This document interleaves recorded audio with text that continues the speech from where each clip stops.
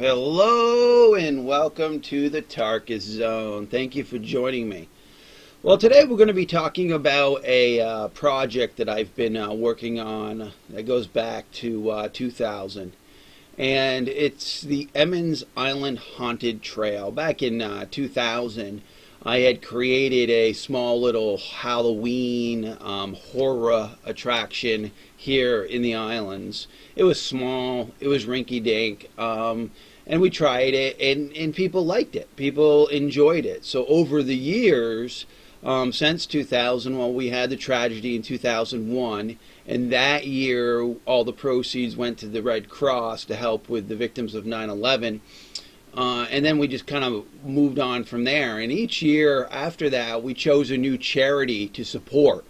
At one point, it was the rescue department, then it was the fire department, and then we kind of narrowed it down to what we felt was a charity that made sense to us in our community.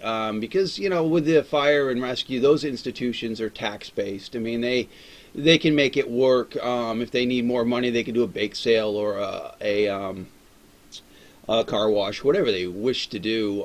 It just seemed like feeding people was harder. It was harder to get people motivated outside of major holidays like Christmas and Thanksgiving. You know, people come together and they donate food. It's just okay. How about those months where it's not as robust for donations? So we decided, okay, let's our charity from here on out be the food shelf.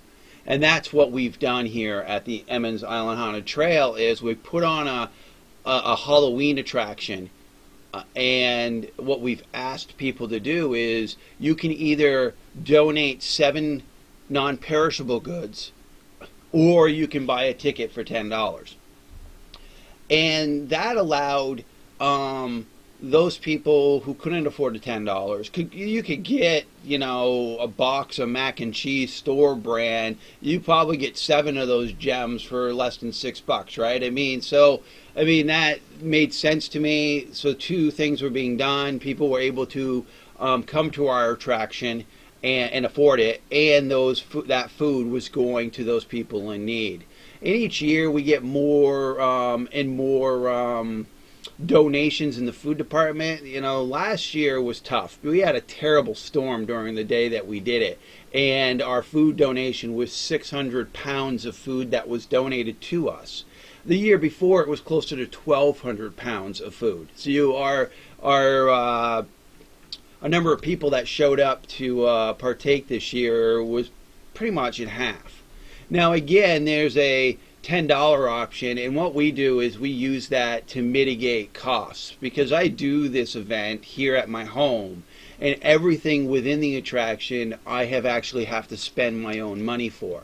That's from costume designs and, you know, like even if you see the pictures rolling by here on the website, everything you see here I have to hand make. I either need to get somebody to donate the materials or whatnot to make this work. And I find that over the years we have gotten less and less donations. Every once in a while I'll get somebody that's cleaning out their barn, and they'll be like, you know, does the Haunted Trail want this barn board? And I'll be like, yeah, I'll take it, you know. So we really, here at the Haunted Trail, you know, like those type of donations where it's lumber, it could be paint, you know, those materials that you need to run this thing. I mean, it's not all, to me, about the money. The money's nice because the money allows me to pay the power bill, allows me to pay the insurance. It allows me to pay for the food for the volunteers for that night.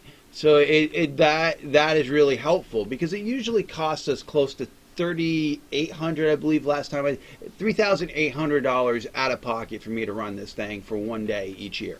So I've got to make that up somehow, and that's why we've got the $10 option. Last year it didn't even come close. You know, I think our cash donations ended up being close to maybe $900, and so you could see that last year alone we took a financial crunch, but hopefully over the next few years we'll make that up. You know, that's the way it happens with an outdoor event. You know, weather's bad, people don't come. You know what I mean? But I'm just trying to plug, you know, our charity here, because it is something that we love doing. and we're going to be doing again, come 2017 in October. As we usually do it the weekend before Halloween. It's usually like this year, I think it was Saturday the 21st. So I'll have to look at what next year's calendar looks like. We'll definitely be putting it on. We see, hundreds and hundreds of new faces every year. Our neighbors here at the on Island Meadows Lane are very generous by allowing us to allow people to park cars on their lawn, and it's a really fun time. And I'll be doing some videos here closer to October to show you, what the pre-setup is all about. I do have a YouTube page for this.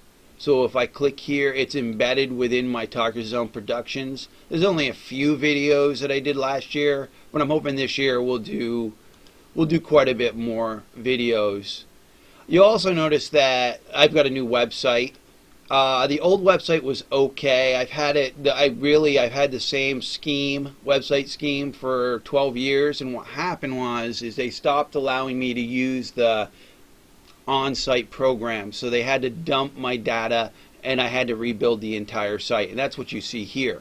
Now you also probably notice that it's kind of simplified. I didn't want to spend an extra $300 to get a more robust, because it's a building tool that you can use. So you pay $300 and there's more items in that building tool that you can use. Or you can not pay the $300 and just get their simple interface. And that's what I went for. I needed to keep costs down for this year. So if it looks a little simplified, not as detailed as the last site that I had, it's just the reality is, trying to keep costs down, try to be financially sound. I'm going to try to make this site work with the actual tools I can get with the free, and it's working. I still have to pay for the hosting. It's just that it's the actually building software that you actually have to pay extra money for. And I didn't want to do that. You also notice that I've got some new content here. I do gardening around my estate. So again, I got a playlist for that here on the Talker Zone Productions. It talks about my property, what I've done, things that are going on. I'll be doing a lot of videos this summer that will fall into this category. Alright, well, I was just doing this quick video to plug the new website to explain what the Haunted Trail was about. Well, thank you for joining me. This has been the Talker Zone.